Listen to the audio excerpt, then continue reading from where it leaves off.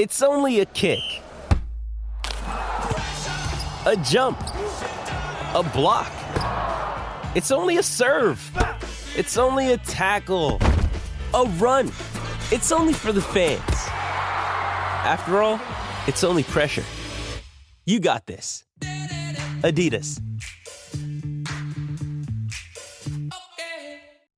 Mother's Day is around the corner. Find the perfect gift for the mom in your life with a stunning piece of jewelry from Blue Nile. From timeless pearls to dazzling gemstones, Blue Nile has something she'll adore. Need it fast? Most items can ship overnight. Plus, enjoy guaranteed free shipping and returns. Don't miss our special Mother's Day deals. Save big on the season's most beautiful trends. For a limited time, get up to 50% off by going to BlueNile.com.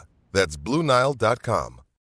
This episode is brought to you by Shopify. Whether you're selling a little or a lot, Shopify helps you do your thing, however you cha-ching. From the launch your online shop stage, all the way to the we just hit 1 million orders stage. No matter what stage you're in, Shopify's there to help you grow. Sign up for a $1 per month trial period at shopify.com/special offer, all lowercase. That's shopify.com/special offer.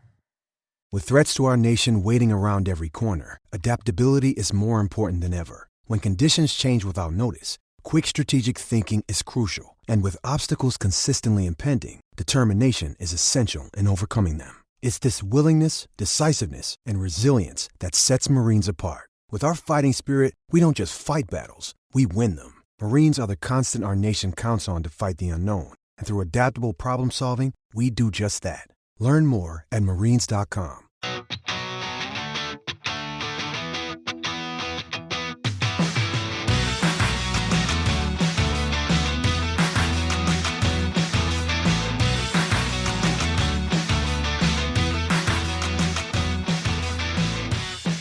Welcome back, Ram fans. This is Rams Up, your favorite LA Rams podcast. We are proud members of the Fans First Sports Network.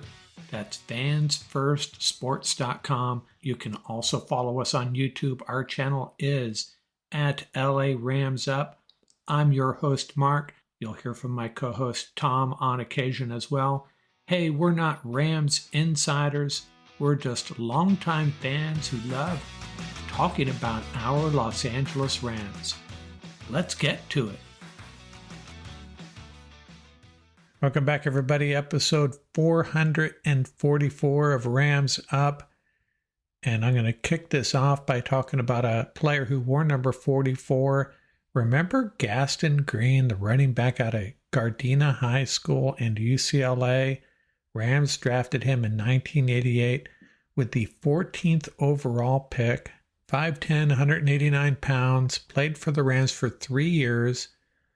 Those last 2 years he wore number 44 after wearing number 30 in 1988. His rookie year, finished his 3-year Ram career with 451 yards rushing and 0 TDs, had 1 receiving TD, so he's a bit of a disappointment until he moved on to Denver. First year there, he rushed for over 1,000 yards and made the Pro Bowl. Played 1 more year for Denver, and that was it. Gaston Green, our number 44. And in researching Gaston Green, got me thinking about draft picks out of UCLA. And it led me to a trivia question. The Rams have drafted 47 players out of UCLA over the years, including Tom Fears, Bob Waterfield, the great kicker Frank Corral, Roman Pfeiffer, the linebacker, Darrell Henley, sad end to his career, Flipper Anderson, and Wendell Tyler. The last UCLA Bruin drafted by the Rams was Quentin Lake in 2022, and despite having 47 draft picks out of UCLA, before Quentin Lake, the last player drafted out of UCLA, it was 18 years prior, so there was an 18-year drought between 2004 and 2022.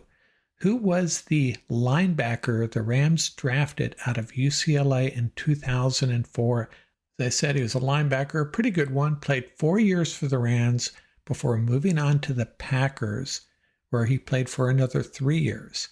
And his father's name was Ram. Answer at the end of this episode. Watching this NFL draft unfold from a Rams perspective, well, we learned who the Rams liked, and we learned who will be joining the Rams, obviously, but we also learned some other things about the Rams strategy, what Rams leadership might be thinking moving forward, and I came up with 10 things that I think we learned about our Los Angeles Rams based on the selections they made and the selections they didn't make, as well as the positions they focused on as far as undrafted free agents. The first thing we learned is the Rams still have something to figure out as far as their quarterback situation. Jimmy G cannot play weeks 1 and 2.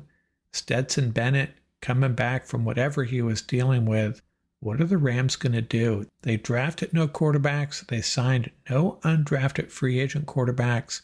What I think we learned is the Rams are trying to identify a veteran that they can bring in just on an extremely short-term basis. What veteran quarterback's willing to do that, though? I don't think they're going to roll with Stetson Bennett as their only available quarterback week 1 and 2. Hey, maybe they're going to wait and see what the schedule looks like. Now, they also have Dresser Wynn on the roster. Not sure if he is a viable option, though. First thing we learned is Rams have not entirely solved their quarterback situation. The second thing we learned is the Rams are extremely happy with the group of cornerbacks they have right now. D. Will, Trey White, Kobe Durant, Darion Kendrick, Trey Tomlinson, Sean Jolly, brought in 5 undrafted free agent defensive backs, but the Rams feel pretty good about this group. However, I think we also learned that the door still may be open for Ahkello Witherspoon or another veteran. That's my thought on that. The third thing we learned is they're pretty confident Joshua Carty is going to be the guy. I thought they might sign an undrafted rookie kicker to come in and provide some competition.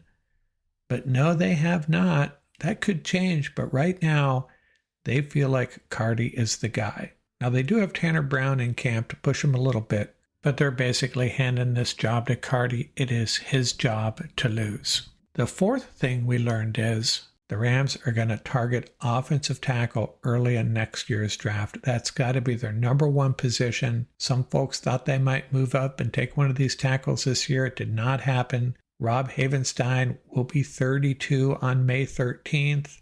He could have a few more good years left. Alaric Jackson, as good as he is, he's still the weak link on that offensive line. I think offensive tackle will be a priority in next year's draft. The fifth thing we learned is, man, they must have really loved Brock Bowers if these rumors are true. Really trying to move up and draft Brock Bowers as your next tight end, and you can't get it done, and then you don't draft any tight ends, and you sign one undrafted rookie tight end. So they're obviously willing to roll with Colby Parkinson and Davis Allen and hope that Tyler Higbee and or Hunter Long comes back. But to consider moving up for Brock Bowers, fail on that front, and then not draft a tight end at all, they must have really loved the guy. The sixth thing we learned is we're going to get heavy doses of Zach Evans and Boston Scott in the preseason. Maybe a little bit of Ron Rivers.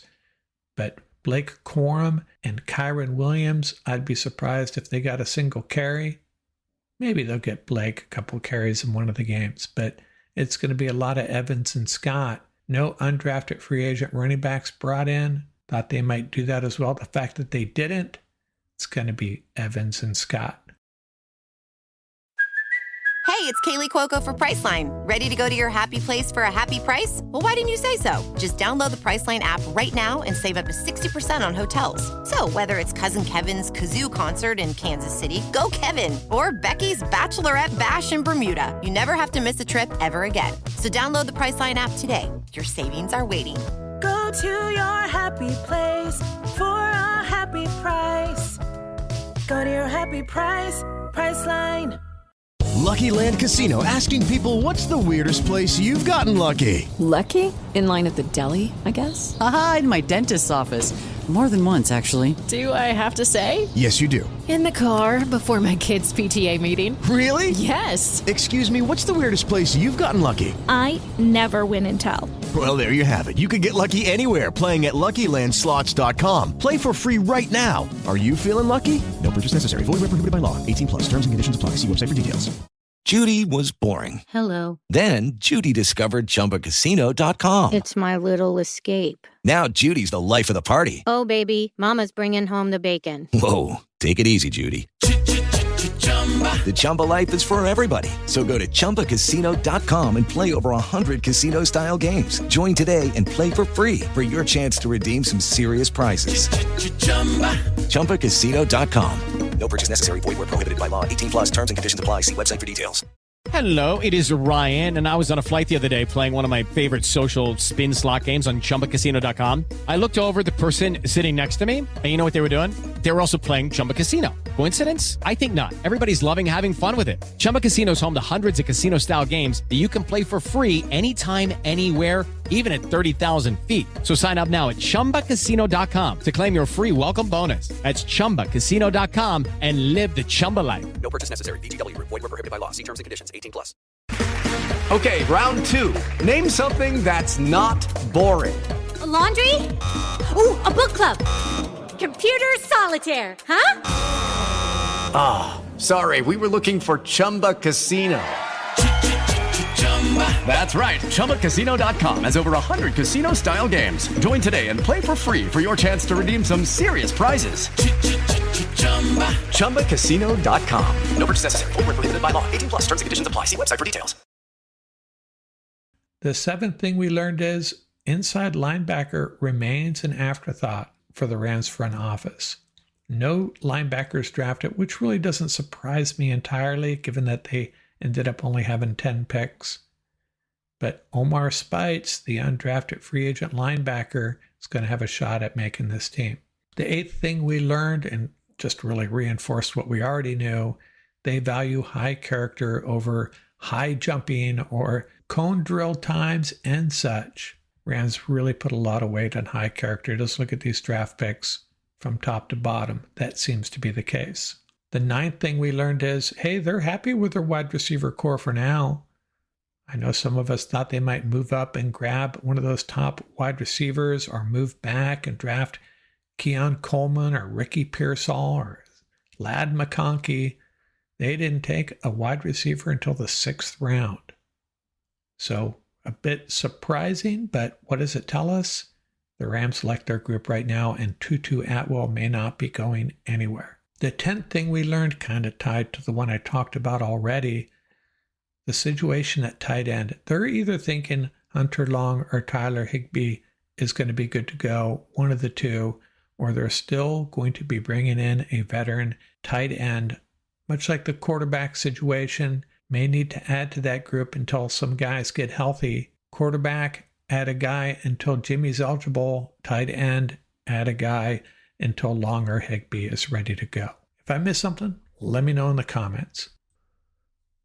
And one other thing we learned this past day or two is Brian Allen will definitely not be coming back to the Rams. Kind of knew that, right? He has signed with the Cleveland Browns. So good for Brian Allen. Best wishes to him. He had a nice little run with the Rams. Couldn't stay healthy. And then we changed our scheme a little bit. Didn't fit in. I think he could really do well with the Browns. I'm going to close this episode out with a roundabout, an LA roundabout. We do this occasionally, checking in on all the other SoCal sports teams. And the reason I wanted to do this right now is LA, SoCal has had a really bad year. And if there's one team that perhaps exceeded expectations, it would be our Los Angeles Rams. Let's run down this kind of a sad list of, shall we call them, accomplishments over the past year. UCLA basketball. After 4 years under Mick Cronin, where they went 19-12, 22-10, 27-8, 31-6, fell flat this year, 16-17. I didn't think I'd ever see that under this coach because he's a good one. USC basketball, 15-18 under Andy Enfield, and he stepped down as coach, but they did find themselves a good hire, Eric Musselman from Arkansas, taking over. So things could be looking up for USC. UCLA football went 4-5 in the Pac-12. They won the LA Bowl over Boise State, their first bowl victory in Chip Kelly's 6 years there. And by the way, Chip Kelly has moved on. The new Ohio State offensive coordinator, Deshaun Foster, taken over as their new coach. So can't say that was a really satisfying year for UCLA, even though they did win that bowl game. USC football went 5-4 in the Pac-12. That's not up to their standards. Ended the season unranked and beat number 16 Louisville in the 2023 Holiday Bowl. So it ended well for them. Still got to be pretty disappointing though. The LA Kings finished third in the Pacific Division. Not bad, but got knocked out in the first round. Won one game in the best of 7 series. That one win was in overtime and they were done. And the Anaheim Ducks, they just continue to struggle. Finished 7th place in the Pacific. As far as the NBA goes, in December, the Clippers looked like one of the favorites to win the NBA title, and the Clippers became, well, the Clippers we have grown to know and love. Leonard gets hurt. Clippers are knocked out by the Mavs in round 1, and the Lakers, we always have high hopes for our LA Lakers, and, they put up a pretty good fight against the Nuggets, but once again knocked out in the first round. The 2023 Angels finished in 4th place in the AL West, and since then, Ohtani left, Mike Trout now hurt, and they are floundering once again. Actually, they're still in the hunt this year, but don't think it's going to end well for our Angels. And the Dodgers won the NL West last year with exactly 100 wins. They opened up that series against the Diamondbacks. Clayton Kershaw's worst playoff performance ever, and they get swept out and done. Although they do look pretty darn good this year. And then there's the Chargers, who many expected to compete for a playoff spot at a minimum. They finished 5-12 with their quarterback on the shelf with a broken finger and their coach fired at the end of the season. So that leaves us with our LA Rams. Finished 10-7. They did lose that opening wildcard game, but got to be really happy with how that season went.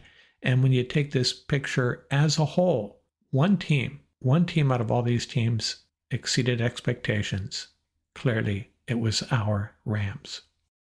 And the answer to my trivia question, linebacker Brandon Chiller was drafted out of UCLA by the Rams in 2004.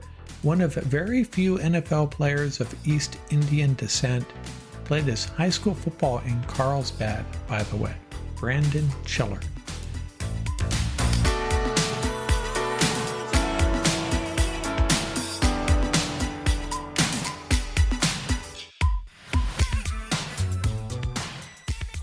That's going to do it for this episode. Remember, you can reach us at ramsuppodcast@gmail.com. And don't forget about our YouTube channel. Our handle is at laramsup.com. Till next time, keep the horns up, stay safe, and have fun out there.